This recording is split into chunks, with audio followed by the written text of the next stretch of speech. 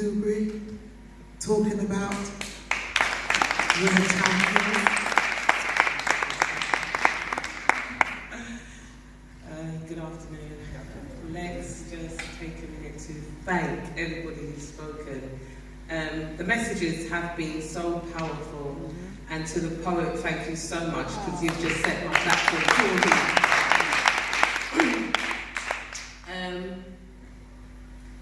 When Pastor Pauline, who I'd like to thank for inviting me to come, she said, "Claudine, can you come down and just share a little bit about what you do and talk to the congregation for us?" I said, "What do you want me to talk about?"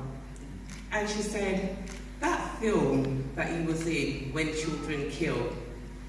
So I'm going to do a little bit about that, but I'm going to set the scene.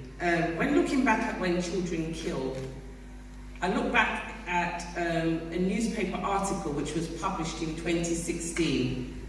And in 2016, the Telegraph had an article that said 400 children under the age of 18 had been incarcerated for murder. That's 400 children. That's 20 children a year under the age of 18 we have in custody for murder. Okay? Now, those figures were published in 2016, and we get our figures every 5 years from the government office. So we can expect new figures will be coming out soon. The question's going to be, are the figures going to be much different? Would they have changed? And we know that they're not going to have changed. And if anything, they're going to be worse. They're going to be worse. With what's going on in the streets at the moment, the figures are going to be worse. And why are the figures going to be worse? Well, let me give you a little bit of background to what I do. I run an organisation called Taking Positive Steps. And what we do, we work with children and families in the community. We work with mothers and fathers who've got challenges in the education system. We work with families who've got children who are in gangs on the streets. We provide support. And we also work with children and young people who are in prison. Now, we've got a prison programme based in Swaleside, and Swaleside is on the Isle of Sheppey. And these are lifers. So recently I've met a lot of prisoners who have gone into custody at the ages of 14 or 15. Wow. And they've been given 35 years, wow. So they're still there. Yeah? And a lot of them have still got 15 and 20 years to do. Yeah? And for them, it's not one of those sentences where you've been given life, but you come out after 10 years. Because if they're still there 15 years later, they're going to do the majority of their sentence. Wow. Yeah? So we're running a prison program called My Brother's Keeper. And we're teaching them how to mentor each other, because a lot of the time when things go wrong in the prison, it's the prisoners and it's them coming into conflict with each other. So we're teaching them how to mentor each other, how to deal with their issues without the governors coming involved, without there being sanctions, and heavy sanctions. Yeah? Gentlemen, thank you very much. You talked about the prison system. Yes. But in the UK, we don't have a rehabilitative system. It's a holding space. Yeah? As you said, you know, it doesn't allow you to get any older. You get older by age, but do you grow up? Yeah? Are you fit for purpose when eventually you come back out into the community? No, you're not. Yeah? And a lot of the time it becomes a revolving door. You may be out for 6 months, you may be out for a year if you're lucky. And especially if you're on a license, very often you're recalled. Yeah? So that's part of our prison program. But let me come back to our preventative program. We run a schools program called Consequential Thinking, the Leader in Me. And what we're trying to teach our children is to find the leader in them, not to be deterred by the schools, not to be deterred from your dreams by your peers, but to find the leader in you. Recently, in Harrogate, we had an issue that happened on the streets with 2 school children. And that video went viral. Somebody said it went international. It didn't go international. it didn't go viral. It went international. Yeah. The police in Haringey got calls from Vancouver, from America, from China, and all they wanted to know was, is that little girl okay?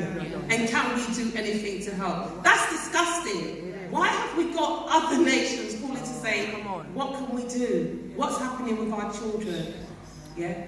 But a lot of what's happening with our children is down to the school system. That's right. But it's also down to bad parenting.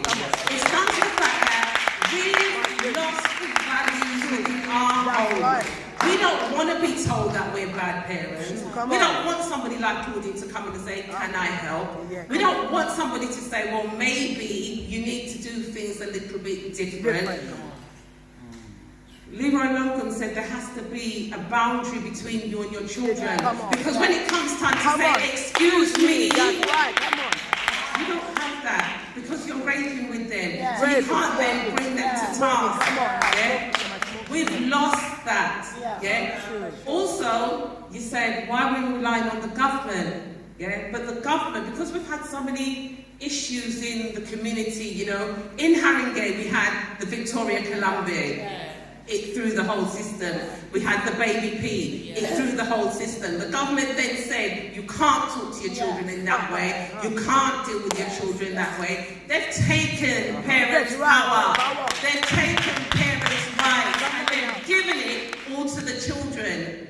My background's in social work, and so many times I hear parents saying, well, I won't talk to them too hard because they'll call the social worker, because I'll have social services at my door. Invite social services in, because the one thing I'm going to tell you is we're understretched in social services.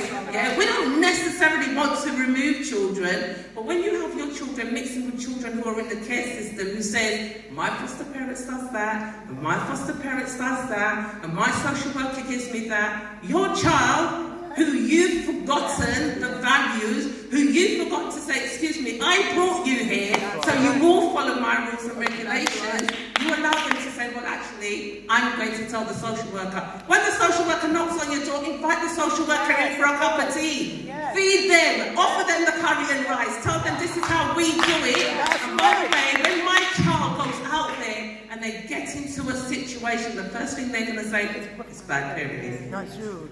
It's bad parenting. You forgot to raise your children. You left it to the system. And by the way, there's their father. It's always absent fathers. It's not absent fathers, because you know what we do? We bring our children up in the community, but you have eroded that community. Stop relying on the government. Stop saying the government didn't do. Theresa May's just resigned. Who's going to be the next Prime Minister? Are we going to leave it to them? No, we can't leave it to them. We can't leave it to them. We leave it. We, as parents, we find a school for our child. And we put them in that school. And we forget to look back. Right? Many parents are guilty of, if I want to go on holiday, I'm going to go to Jamaica. And I'm going to get my itinerary, and I'm going to see what I want to do, what beach I want to go to, and I'm going to go and see Lieutenant Stitchie, and I'm going to go and make sure that Leroy Logan's there, and this is what I'm going to do. You've got your date, you've got your time, you know what you want to get out of it. But when you put your child in a school, you put them there and you leave it to the school to tell you what the outcomes are going to be. Why? Why? Your children are your biggest asset. Why are you leaving your children to the school system? Yeah? You're supposed to tell the school system what the outcomes is I want for my child. Yeah? I told my parents, guess what? Your child goes to school. And remind your child, when they go to school, they go with their bank book. Each child goes to school with no less than £5,000 a year. Right? That's what they're going into school with, and that's the primary school children. The secondary school children going with a little bit more. What do you want for your £5,000? What outcomes do you want in that year? Yeah? You're forgetting to tell the teachers what you want, right? Gone are the days when I was in school. My parents went to school, being parents' evenings twice a year. Now we've got parents' evenings once a year because everything is just so stretched. The schools are forgetting to phone you or send you an email or a letter to say your child has got this issue or that challenge. They wait until parents' evening. Well, then it's too late. How do you then turn the clock back? But then what are you doing? How often do you phone the schools and say, what's going on? Have I got a challenge? Are their homework coming in on time? Do we need anything to make sure that they meet the mark? No, we forget to do so. But you know when they're going to call you? When things are going oh so wrong. And they're going to call you and they're going to say to you, your child is in trouble. And they're not meeting the targets. And they're not meeting the goals. And by the way, we can no longer have your child. So we're thinking about exclusion. And you're like, exclusion, what does that mean? Oh, actually, no, we're not going to exclude them. We're just going to manage move them. Well, what does that mean? Or we're going to off-roll them. Well, what does that mean? They tie you up in their language and parents don't understand. When they're going to exclude your child, they're going to off-roll them or they're going to manage move them, it means all the same thing. They're no longer going to be in this school. Right? What does that now mean for your child? Depends on your child's behaviour. We're going to try and give your child to that school. That school might be able to manage your child's behaviour. But when your child leaves school, what's going to be written on their record? School A couldn't manage your behaviour because you were disobedient. You didn't follow the rules, so we gave you to school B. Now I'm going to take you back just 2 seconds and tell you about an example. A school not so far from here, last year, I was standing outside of the classroom and a teacher of a reception class, that means a 4-year-old child, said to the mum, little Tommy wasn't behaving in class today. He wasn't keeping still and we couldn't manage him. So when you go home, can you teach him how to sit on the carpet so that when he comes back to school tomorrow, he's a little bit better behaved? You saw this mother's face change. And it was like, right, okay, they're about to tie up their hair and we're going to go to war. And I said to her, hold on, let's have a conversation. I said to her, guess what that teacher's just done? She's just labelled your 4-year-old child, right? And what she's now going to write on your child's record is, at 4 years old, little Tommy wouldn't follow instructions. That's now going to follow you 4, 8, 10, 15, if you manage it through the school system, right? I said to her, when you come back tomorrow, say to the teacher, I reflected on what you told me, and by the way, we don't sit on the carpet at home, that's number 1. Number 2, my 4-year-old is coming from nursery where he's been given free rein. He runs around. So now you're trying to teach him to sit still. You have to manage that. You have to find a way to gain his attention. Yeah? And third and foremost, please don't be labeling my child as one who cannot follow an instruction. Now, if you don't know these things, that's what happens with your child. Right? Now we rewind this clock forward, right? Little Tommy is no longer 4, he's now 8, and he's still not sitting on the carpet, and the school is saying we can no longer manage his behaviour. But what have you done to assess what's going on with his behaviour? Nobody's looked at what's going on with Tommy. You talked about being in the army. What's going on with Tommy? What's he suffering from? What's his experiences? Tommy may be suffering from post-traumatic stress disorder. Oh, but he's 4. Oh yeah, he's 4, but that's okay, because you don't know what his background is. Yeah? He may be suffering from some sort of trauma, but he can't be. But yes, he can be, because trauma comes in many shapes and forms. Yeah? So what's going on with him? But now he's 8 and you're about to exclude him. Where's he going to go? He's going to end up in the local PRU. He's no longer going to cost the taxpayers £8,000 or £10,000. We're not going to pay £16,000 per year for that child to be in that PRU. Why? Because we did no preventative work. Yeah? So now he's in that pupil referral unit and he has another label. He couldn't be managed in the mainstream. We've now got him in the pupil referral unit. We've now sent him into manage to mix with children who may have challenging behaviour. But guess who's in the pupil referral unit? The gangs. The gangs who are trying to run riots on the streets. And this is where he's really going to learn to behave badly. But what's his parents going to do about it? Who have they turned to for help? The services are overstretched. So we have to invest in our grassroots organisations, because although people like me are out there trying to do, we can't manage all our families. We can't manage the 2 little girls who are on the streets, who've now got the police involved and social services involved. Both of them are suffering from some sort of trauma, but what are we going to do? The parents need help. The parents of the victim had to take her daughter to North Mid. She's suffering from trauma. Mum's suffering from trauma. The little girl who we've now all labelled as a bully, she's got some sort of trauma going on. But what's going on with her family? What's going on with her mother? How's her mother now going to be perceived? We have to rewind the clock, and we have to teach the values. Them 2 little girls should never have been behaving like that, because we teach our children, am I my brother's keeper? Why are you fighting amongst each other? Why are you behaving like this? Why have we got 14-year-olds being charged with knife and gun crime? Just across the border, last month, we had a 16-year-old who stabbed a 29-year-old to death. He's 16. He was just released from court on remand. Wow. But a couple of months before that, he was excluded from school. Who supported his parents? Who supported his parents? We've got to heal our community, and we've got to come out of the church, right? Come out of the church. We've got to be on the streets. The lady said, I went into the hairdressers. Keep going into the hairdressers. But we need to take it back into the schools. We need programs within the schools. And if they refuse, we need to hire the churches. We need to take it into the community centres. We need to have the family get-together days. Our children need to know each other. Because why are they fighting and killing each other? Why are they doing this? And you know what happens? It's okay, because although we don't want to rely on the government, you know what the government is saying? Let them get on with it. Because you know why? We don't have to pay for you to be in education, right? You ain't claiming any benefits. You're not going to be on the streets creating havoc. But a bigger picture is you're not in our area, so we don't really care. Yeah?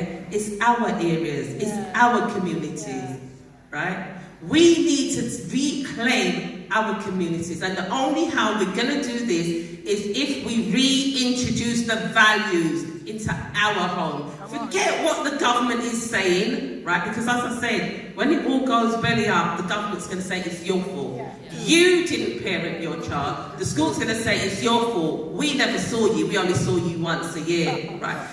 Who cares if you're a pain? Phone them up, and if they're not available, I want a phone call back. And if you don't get a phone call back, send them an email. And if they don't respond to your email, go and wait outside the school door, because guess what? I've tried contacting you. My child comes with their own bank account. I want to know what you're doing to make sure when they come out of here that they've achieved what we want them to achieve. When they come out of the secondary school, they've got what we want them to achieve, right? They're our schools, and we pay for them. We as a community, we pay for our schools, our children, and we need to reclaim them. Yeah, the Prison Me No Way program. The Prison Me No Way program is a program that we take the children in the pupil referral units to, and we don't take them to Felton, because Felton's just like a revolving door. Yeah, you go in for 6 months, a year, and you come out. Well, we want to take them to Belmarsh, and we want to take them to Ford, and we want to take them to Swellside, and we want to take them to Calderley. Why? Because that's where the lifers are. That's where you will get people who've been incarcerated from they were 14 and 15, who were given 20 and 30 and 40 years and have no chance anytime soon of coming back out into the community. So when you're in the Peru and you want to run around on the streets and pretend that you're a bad man, and your friend down in Fulham saying, oh, it's okay because we've got a television and my mum sends me the latest trainers and I've got some canteen and I'll be out in 6 months' time, that isn't a deterrent. Take them to see the people who are saying, boy, if only I had known. If only there was a community organisation. If only there was a wraparound team. If only there was somebody to